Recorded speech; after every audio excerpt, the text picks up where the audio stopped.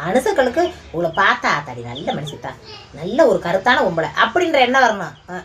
எதையாச்சும் கட்டிக்கிட்டு எதையாவது இழுத்து சொருகிக்கிட்டு எதையாச்சும் பேண்ட் காட்டிக்கிட்டு ஒரு மீடியாவில் வந்து. இன்னொரு விஷயமா அவங்க பார்த்தீங்கல்ல,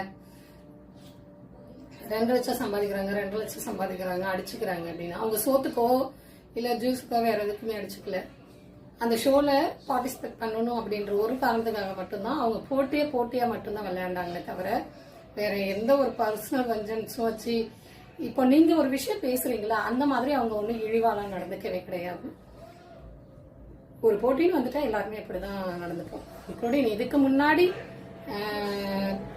இருந்த ஷோலையுமே அப்படிதான் எல்லாருமே பிஹேவ் பண்ணியிருந்தாங்க.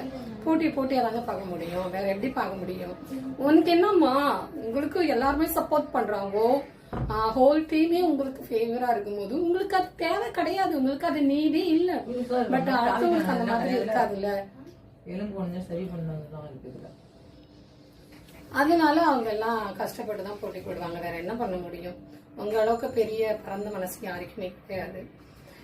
இன்னொரு விஷயம் நீங்க சொல்லியிருந்தீங்க, இந்த மாதிரி அந்த பொண்ணு வந்து என்ன கூட்டிட்டு போய் காமிச்சது அப்படின்னு.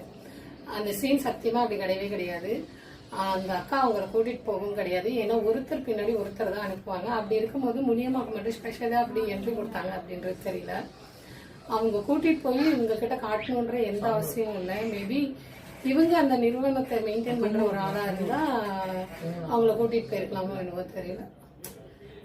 ஓகே விடுங்க, அவங்க தான் இவ்வளவு தரக்குறைவா பேசுறாங்கன்னா நம்மளும் அந்த மாதிரி பேச வேண்டாம், இருந்துட்டு போறாங்க.